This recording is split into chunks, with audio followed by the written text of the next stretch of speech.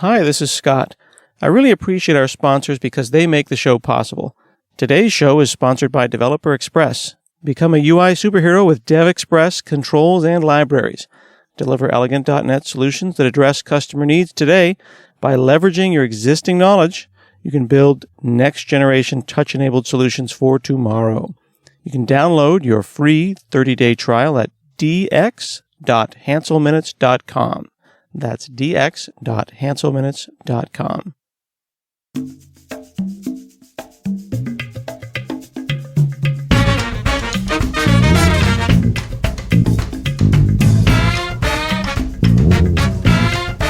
From hanselminutes.com, it's Hansel Minutes, a weekly discussion with web developer and technologist Scott Hanselman.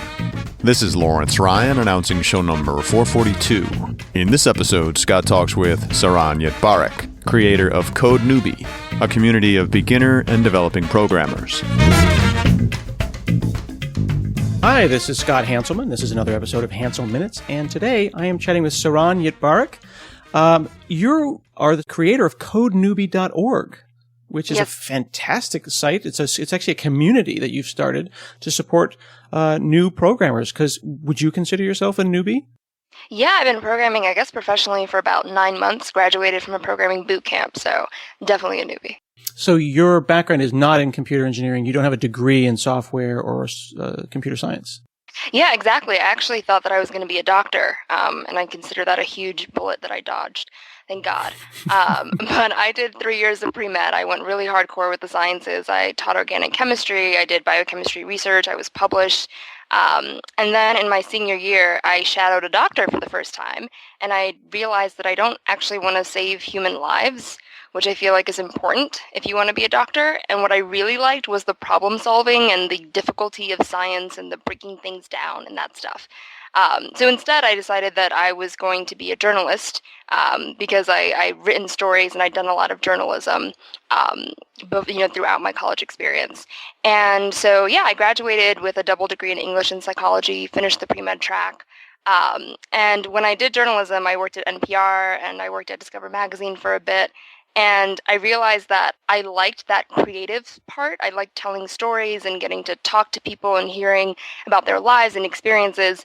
But that part of science that I loved was totally gone. I couldn't be analytical. I couldn't break problems down. I couldn't do all that stuff. And so in that process, I ended up reading the Steve Jobs book, which got me interested in tech. And that was the first time I really thought of technology as a possible career option. And so from there, I said, okay, I need to get into this world. What is this world like? And through startups, I ended up at the Flatiron School. And now I'm a programmer. So are you saying that it was the lack of creation? Like you weren't, when you were working as a journalist or doing these different things, you weren't making something, building? Exactly. I felt like I wasn't creating things. I was observing other people create things and then spinning that into a story. And, that's not to, devalue journalism or writers or anything like that. I think they're great. I love it. I love writing to this day, but it just wasn't fulfilling and satisfying to me. Mm-hmm. Did you know that you were a builder early on, or did you literally discover you were a builder when you headed in the wrong direction? I don't think that I knew what a builder was. My idea of building and creating was, like Legos when I was a kid or, Barbie Dreamhouse and things like that. I didn't really understand what it meant. I didn't even know that it was an option to make things. My world was about either fixing things. I consider doctors to, fix human bodies and such, and experiencing and observing, but I didn't understand this idea of having an idea alone and then building it into something that other people can use. Tech really introduced that concept to me. Mm-hmm. So you didn't have a computer growing up, or you had like a PC around the house, but you didn't think about it as anything more than a utility? I'm curious. Yeah, I think we got a computer when I was 9 years old, and that's really what it was. It was for consumption. I used it to play a couple games and, Word document to type things up, but that was pretty much it. And what's interesting is I think when I was either 12 or 13, I did one of those making technology more diverse summer programs for mostly African-American teens and young people. Mm-hmm. And I think I spent a couple weeks soldering. I built an LED battery-powered heart that my mom knew nothing to do with. And I did a little bit of coding and a few other techie things. Mm-hmm. But once that program was over, that was it.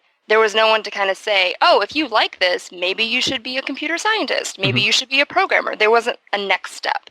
So for me, I got my little taste of creating, but I thought that that was a one-time experience, and I didn't understand that I could do more with it. Well, are your parents techies?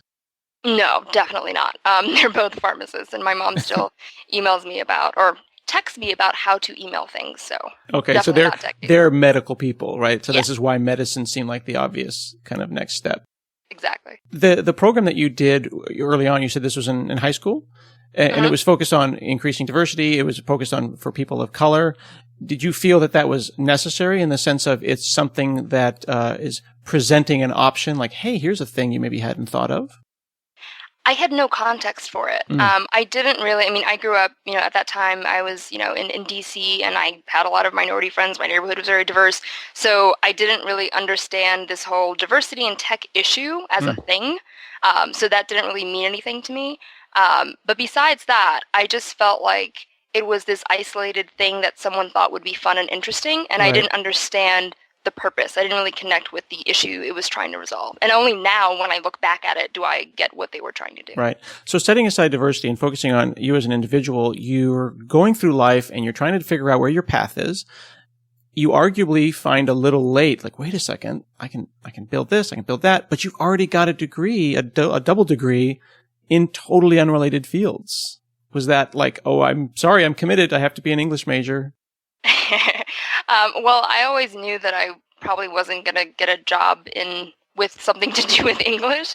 I did English because I just really liked it and I wanted an excuse to write. And so, no, I didn't really feel committed to anything liberal artsy. If anything, I feel like it's an advantage and it's a strength, because in technology, I think it's easier for me to write from an honest place. I think it's easier for me to blog. I think it's easier for me to speak and do a lot of those soft skill liberal artsy things that a lot of developers may not do quite as easily. So I think it's an advantage. Did you think, I want to build, so I need to go back and get another undergraduate degree, or maybe go into a master's program and kind of go from a BA into more of a MS? Or did you know that you wanted to find a trade school? Yeah, I looked at all the options. I looked at, possibly going back and doing another 4 years as an undergrad. I thought about getting a master's. And what I really wanted was, I wanted an opportunity to try it and see how committed I was and see how far I could get with as small an investment as possible. And so for me, that meant doing a programming bootcamp. So before I did that, actually, I did just a month on my own, learning to code, trying to see how far I could get as a way to test myself and see if I was actually serious about my own ideas and ambitions. And once I did that, I applied to the Flatiron School. And for me, that's gotten me very, very far. And from everything I've researched, that's about as far as I plan on going right now. So I did consider everything, but the bootcamp felt the most realistic and just made the most sense for me. How did you know a boot camp existed? Because I think there are still people who are discovering. I even think people who are listening to this podcast might only have a sense that these exist. And what's the difference between something like the Flatiron School, which is a very well thought of programming school in New York, and something like maybe a less well thought of trade school? Like, and again, not to disrespect anyone who has a degree like this, but your DeVry's and your, Computer Tech Institute type of degrees. Yeah. So for me, the biggest difference between I found out about boot camps because I just Google searched. I searched, how do I learn to code? And through lots and lots of searches, Quora is also a really great place for answers. Boot camps became, one of those options. So that's how I found out about it. And to me, I don't know too much about DeVry and the more traditional trade school, so I can't really speak to that. But I can say that what appealed to me about boot camps in general is it felt very focused. It felt very applicable. It felt very purposeful. It wasn't, you're going to learn this because you think it's interesting and maybe it'll make sense to you and you'll get money from it. It was, no, you're going to make a career change. We're going to help you get there and you're going to be able to actually build real things. So the tangibility was very, very nice considering my 2 liberal arts degrees. If I may add a thesaurus word, it was intentional. Yes, it was intentional. Okay. So these are focused programs that are some number of months long. How long was yours? 3. So really only 3 months. I assumed somehow it would be 6, 9 a year. Are there options, or is it always just 3 months, get in, get out? I think the shortest is 9 weeks that I've seen, and the longest I think is 6 months. But on average, they're about 12 weeks, yeah. And what is it like? Is it just a big glorious hackathon? Is it just all fueled with pizza and caffeine and you all just pile in like the MTV's The Real World? Or is it a job like 9 to 5? I feel like boot camp, the reality show, would be a really great idea. So no pizza, lots of coffee, definitely lots of caffeine. It was really intense. At the end of the day, I think that a boot camp is whatever you make of it. For me, that was my life. I didn't see or speak to anybody until it was over. There was a pre-work that we have to do. It's about 100 hours of, just the basics of HTML and CSS and Ruby and things like that. And I did the pre-work twice before I entered the program. When I Really? was Oh yeah, definitely. And is this something you not a pay for, game. or is this like No, pre-homework? this is just on your own pre-homework. Yeah. And when I got to school, the day started at 9 o'clock. It officially ended at 6, but most people were there, until 9 or 10, sometimes midnight. So yeah, that was entirely my life. I know that for other people, because they either, were working part-time or had a family, they couldn't quite just put in the number of hours that I could. But yeah, it was definitely full-time, 100%. And that's how you get the most out of it. Okay, so as with all things in life, intentionality is so significant. I assume you told everyone that, like, I'm going into residency. Oh, yeah. Not the kind of residency that you want, mom and dad. Exactly. But the one that is going to have me successful on the other side. Yes. Everyone knew. I said, I'm starting this program. I'll see you next year, because it was like a fall program. Right. And hopefully I'll be able to build stuff then. And is this 5 days a week or 6, 7 days a week? 5 days a week. It's open during the weekends too, and I definitely went in most weekends. But officially, it's 5 days a week. So schools like this have different programs. You can go in and say, I'm going to do iOS, or I'm going to, complete high school or whatever. But you did I'm going to be a production-ready developer, and in this case, they focus on Ruby. Yes. Did you pick a school, or did you pick a language and then find a school? I kind of did both. I think for me, when I did the research on what are good beginner languages, the two that I got were Python and Ruby. And I kind of ended up going with Ruby because most boot camps taught Ruby. And I also just heard really great things about the Ruby community and how supportive they are, and how a lot of beginners are starting there. So it just kind of matched up that way. So the boot camps I looked at ended up being Ruby on Rails boot camps. Now, I taught as an adjunct professor at a state school for a while, and one of the most challenging things is when I saw people, and there's no way to say this to be nice, but they just probably shouldn't be programmers. We tried, we loved them, we held them, we cried with them, but it was just like, I don't think you're wired this way. Was it the pre-work that kept that from happening, in the sense of someone who couldn't put in 120 hours of hard work as a prep for this? Or did you have people drop out because it's like, programming's not for me? I think we had, in our class anyway, we only had one person drop out of 44 of us. And so I think that for me, honestly, the very, very first time that I tried programming was actually a year before I went to the Flatiron School. And I tried MIT OpenCourseware's, Intro to Programming class. I can't even remember what the language was. It's all self-study, just autodidact on your own. Yeah. And I did it, I think, for like 2 weeks. I got through 4 lectures, and it was the hardest, most painful thing that I could have ever put myself through. And I got to a point where I honestly just felt like this just wasn't for me. Like, I got to a point where I said, I don't think this is made for me. I don't know what is wrong with my brain that this isn't making sense, but... Seriously, God bless MIT OpenCourseWare, but if that's your introduction to programming, then yeah, it's not for me either. I actually have those. This is a true story, and I'm embarrassed to say this. They're still on my iPad. Like, since the day I bought the thing, like 4 years later, like it's sitting in the iUniversity thing. Every time I get on a plane, I'm like, I should probably watch that OpenCourseWare. It's pretty hard work. There's a brain for it. I don't have that brain. So I respect that you did it. I tried to do it. And so, so that was kind of my first taste of it. And then when I tried it again a year later, I had that experience of knowing that it was going to be hard, and I expected it to be difficult, and I expected it to be very painful. And so that wasn't as big of an obstacle for me anymore. And so I think that a large part of the wiring is more of just setting your expectations. And I found that for people who went to, my boot camp and did the pre-work, they understood that, and they had already kind of started reshaping their brain. And then there were some who didn't do the pre-work and didn't have quite the right expectation and the right, grit and discipline. And so I think it's not so much, should you be a programmer? Are you born to be a programmer? I think it's more of, do you understand that this is going to be hard, and that's okay, and that's just part of the game.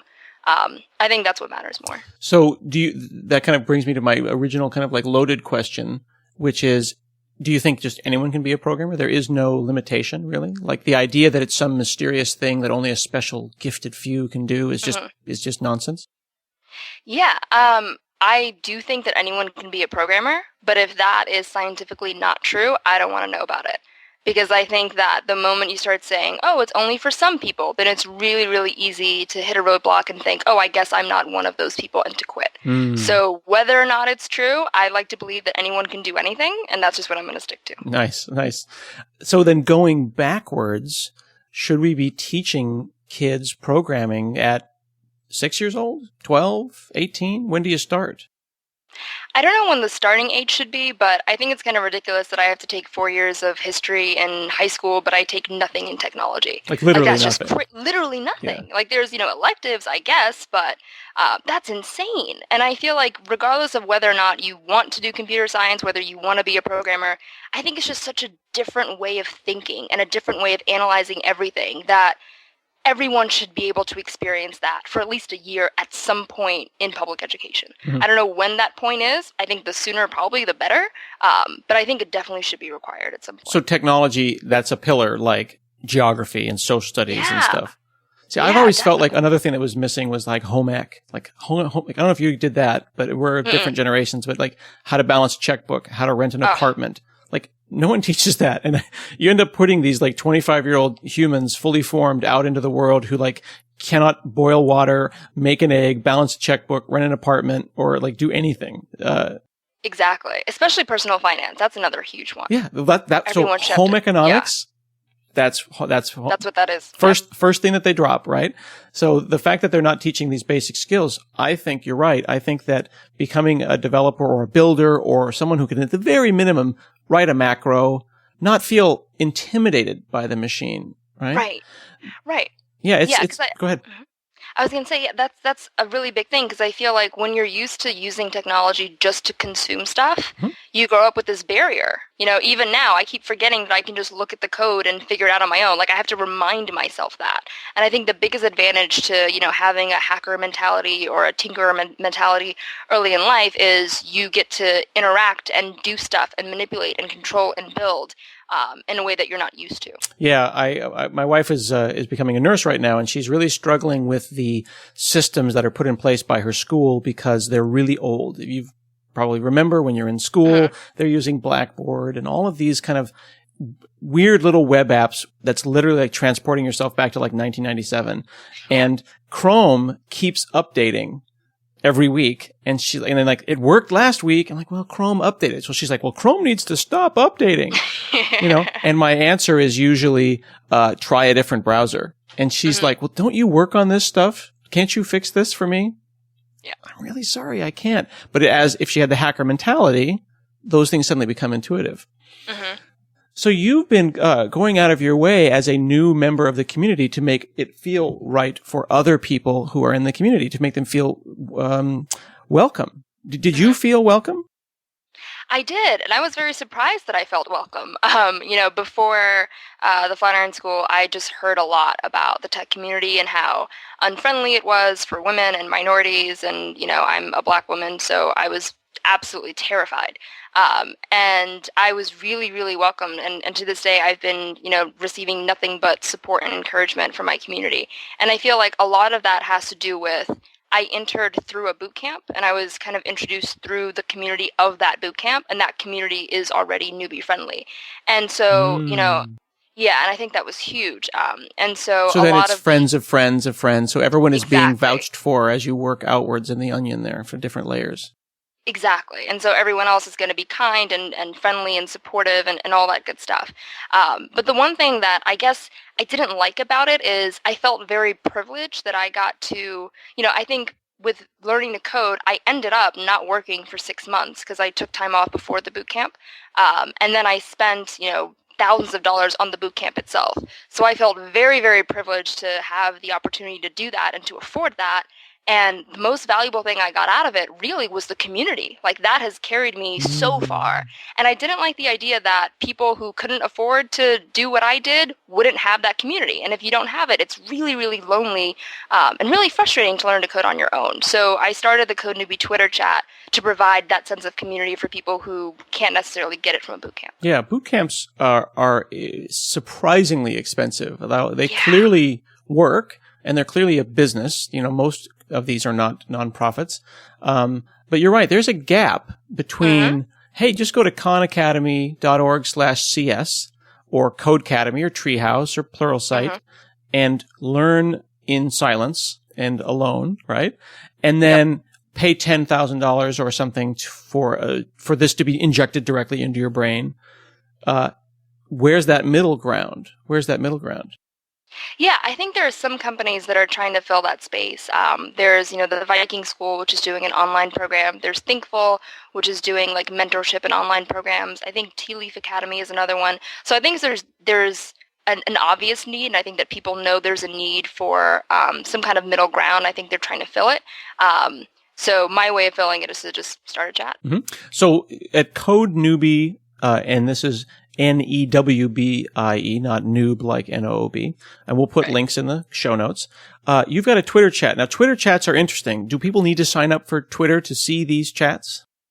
Not to see it. I think you can search for the hashtag and anybody can, just be an observer. But to participate, you do have to be on Twitter. And Twitter chats are kind of a recent, last couple of years feature. It's basically not a feature of Twitter.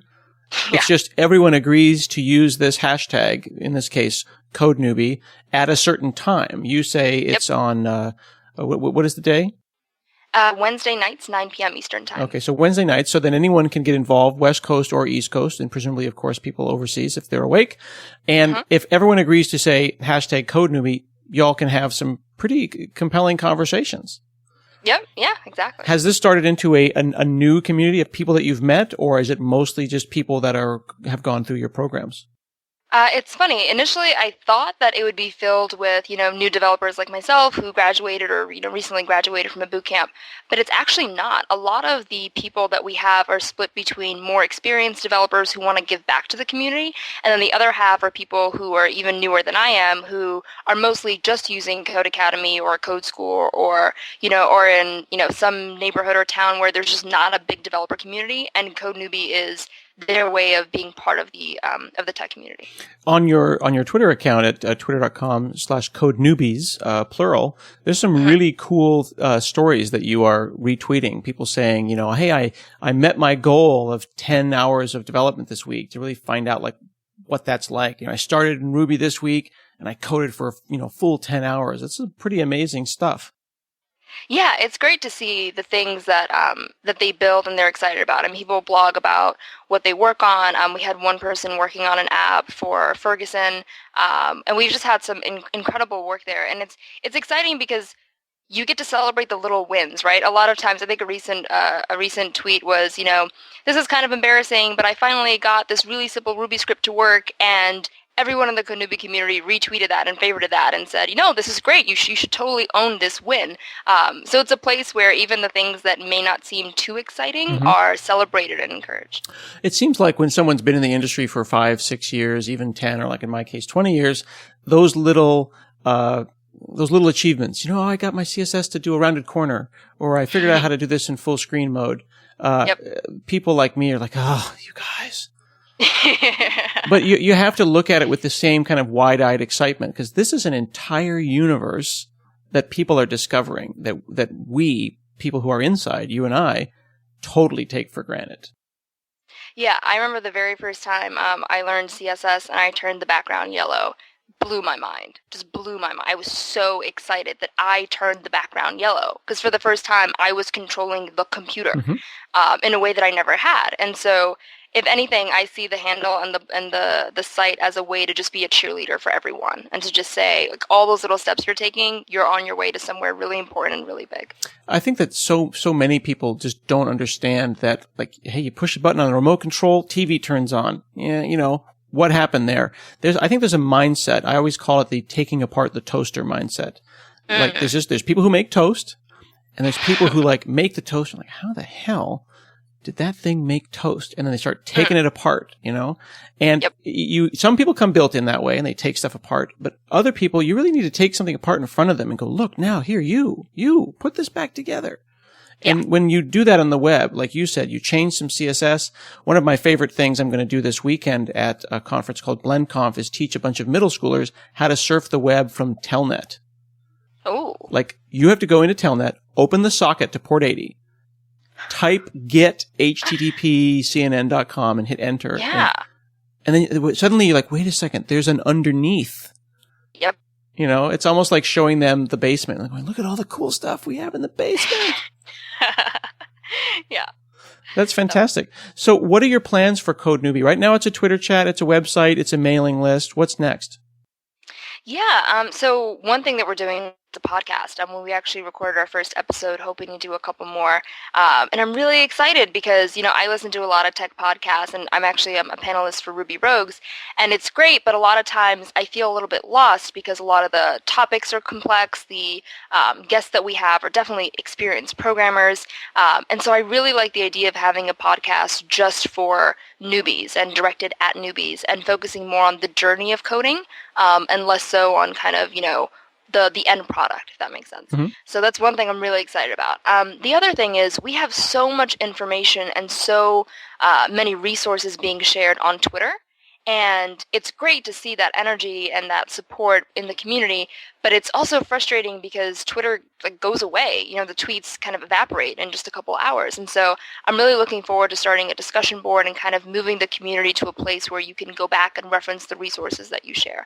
So those are my two really big goals. So thinking about maybe like forums or something like maybe Discourse, which I think is a Ruby application. Yep, exactly. Very cool. So people will be able to look at this, of course, at CodeNewbie.org. For your personal journey, are you programming professionally now? What are your plans? What kind of things are you building now that you can build? Yeah, so it's funny. I'm literally in between jobs right now. So I just finished a 7-month residency at the New York Tech Meetup, which is the largest meetup organization in the world, focusing on technology. Yeah, we have over 40,000 members at this point. Wow. And so I spent the last 7 months building a platform with one other developer. We pretty much did everything ourselves. It was incredible, especially as a first job for a programmer. And then in a few months, I'm going to be starting at Thoughtbot as a developer apprentice. So the next couple months are kind of focused on me building out CodeNewbie and really ramping up on my skills and doing a lot of stuff for the community. So you said developer and apprentice, which is interesting because I've had a gentleman on the show a couple of weeks ago who talked about what it means to be a junior engineer. And I found there's a certain amount of entitlement, I think, amongst computer people. You may have come upon folks that are like, hey, I've been doing this for 3 years. I'm a senior engineer. And also technology is moving so fast. Some of these technologies have only existed for a year. Mm-hmm. So there was that joke. What's the name of the new technology that Apple came out that replaced Objective-C? Swift. Swift. So Swift comes out. And then the next day, you go to monster.com and it's I'm looking for a senior Swift engineer with 5 years experience. Things move so fast. Who is a junior engineer? Who is a senior engineer? And when you're an intern, do you feel bad about being an intern? You're like, I'm just an intern. Or do you think this is an amazing opportunity? How do you take that?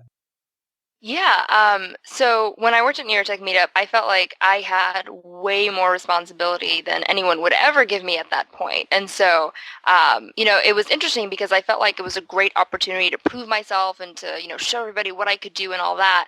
But I also learned everything the hard way, right? Because there's no senior person to say, oh, I've tried this before. Maybe you should do this and not that. Or that gem is totally awful. Do this and use this instead.